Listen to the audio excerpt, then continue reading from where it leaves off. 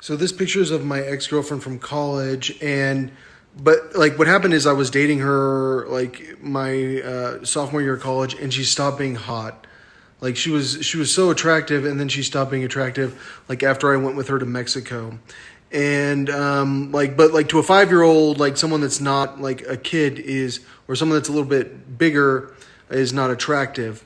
And so like I mean clearly like she's looking pretty good. Like my whole life, like has like I've like had this regret because like what's wrong with me? Like how in the world did I like let it get into my head that like she looked different? Like she was like I was like because I stopped being attracted to her. Like she stopped looking good to me, and like because I continued to date her after I like because I what happened is I drove the other girl to Mexico, her twin, because they clone like.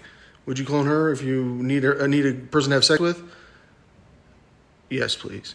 So like I drove her twin to Mexico, and we went and like stayed in Mexico. I ran into this guy Chase Carey's uncle who went to Baylor with us, and then like we went back to the United States, and like then we separated at that like right after we got back because she went to Kansas or whatever, and then like I ended up breaking up with her because she like just wasn't hot to me.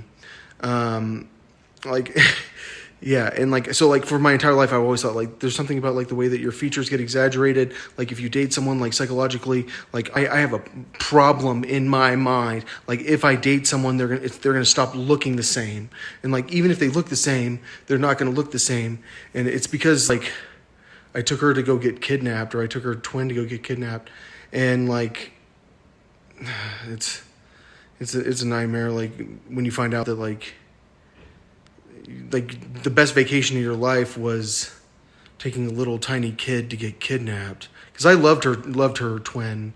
Like I mean, she was like my soulmate. She was the love of my life. Like I was always planning on like proposing to her. They need the girls to have a sexual experience before they kidnap them.